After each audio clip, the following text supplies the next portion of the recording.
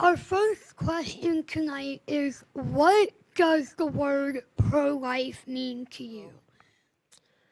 Pro-life for me has really evolved in the last several years. I was what you would call just a traditional pro-life person that really didn't look at the systems that are in play that contribute to the disparities that exist now. And so to me, pro-life is womb to tomb. It's valuing life from the moment of conception to natural death.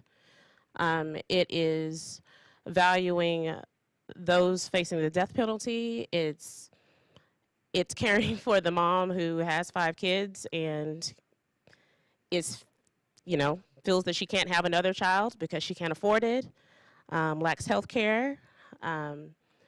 It's caring for the person. It's caring for the woman who may, even before she even gets pregnant, caring for her, education, and also making sure that we're providing a world, a community in which she can raise a child and not fear for the life of her child. So that's what pro-life is to me. Now, when it comes to, and I just think that everything intersects. So, my focus is on racial justice, and so I feel like there's some deep injustices going on when it comes to race. And the systems that we have in this country, they don't support people like me. They don't. And so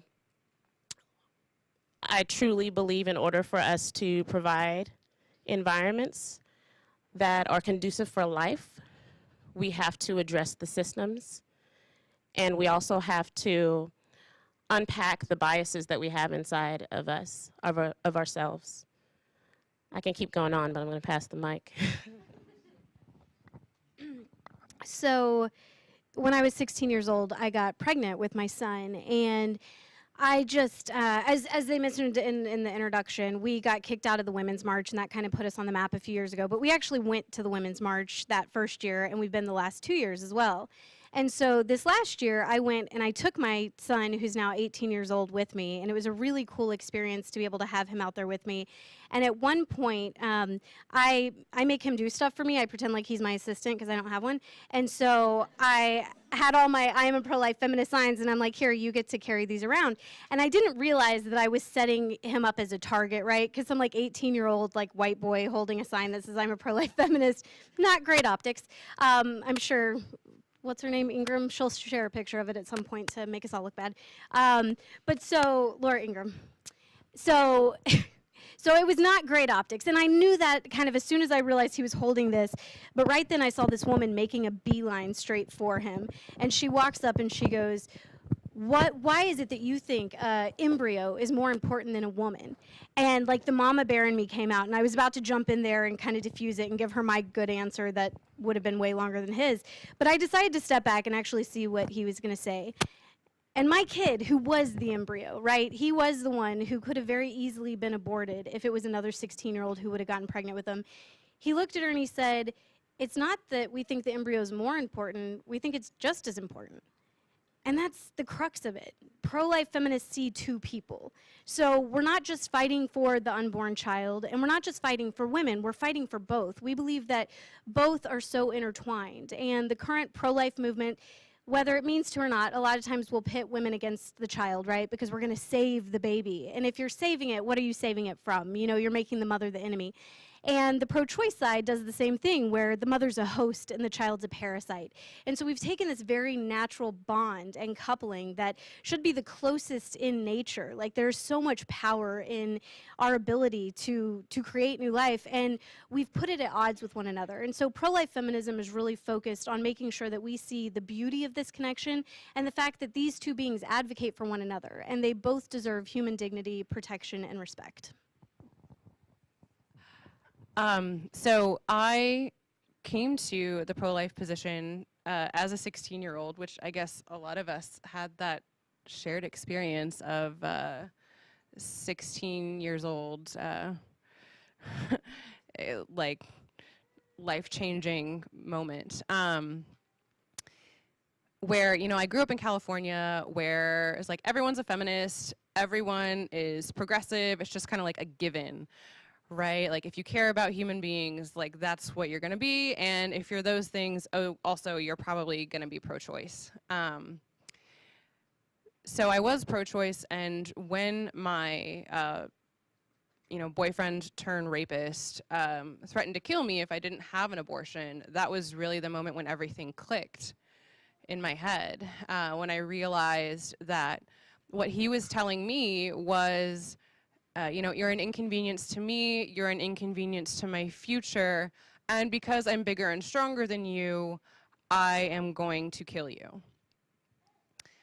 And I realized that I couldn't be like him, that I couldn't use this philosophy of might makes right, that I couldn't use violence to get what I wanted in life, that, you know, even though I was a straight A student who was on the path to, you know, go into an Ivy League school, that regardless of, you know, what sort of ill might come to me, that I realized that I couldn't use violence to achieve my goals. And really, like, how contrary is it to the principle of human rights to say that, you know, because I'm bigger, because I'm stronger, that I have the power to make the choices for a smaller human being, for a smaller, weaker human being for that matter. So like for a progressive perspective, you know, like as a progressive, as if there are any other progressives in the room, you probably believe that, you know, like we want more human rights for more human beings.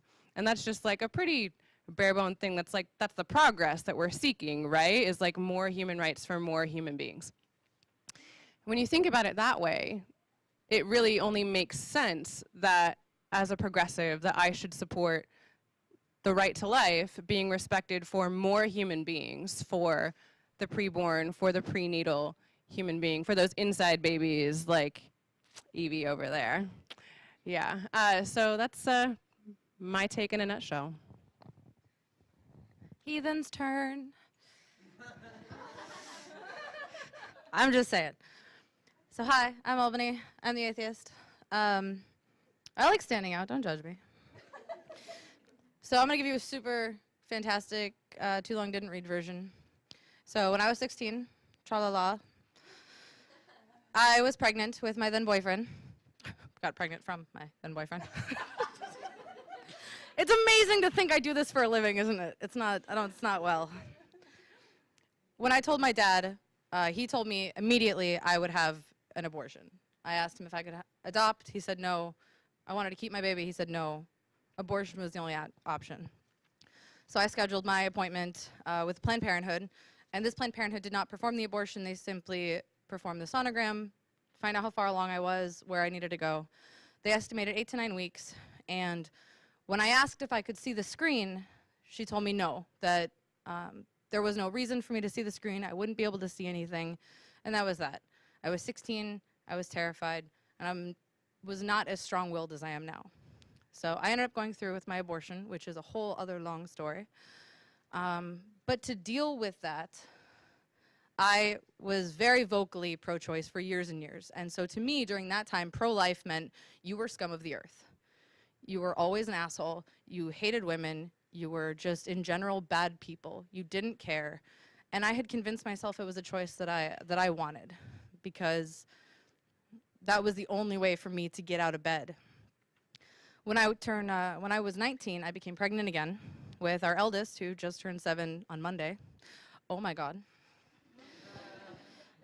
And I remember going in for my 8-week ultrasound or sonogram with her, thinking it was ridiculous, because I remember the woman told me that there was nothing to see.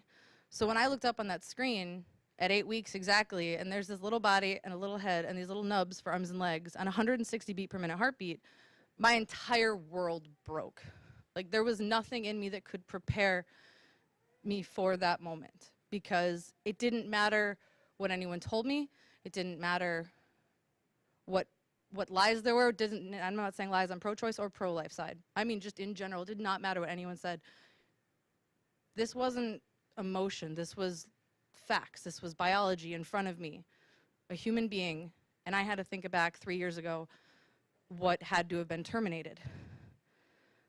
And for me, it took a long time. I went through the steps of different type of pro-lifer and how I felt about people, and 7 years later, here I am.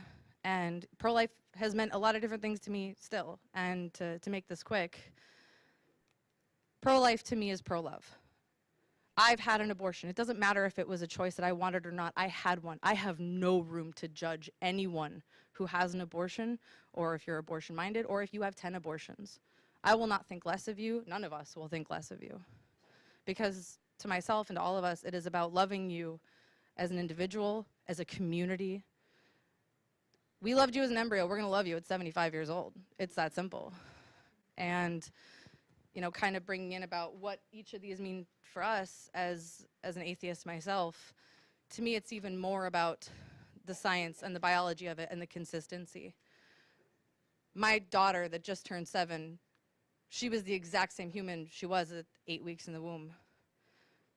No one would ever fathom thinking that it'd be okay for me to end her life now. And for us, that's really what it's about. It's about finding the true equality in all human beings, regardless of our vulnerability.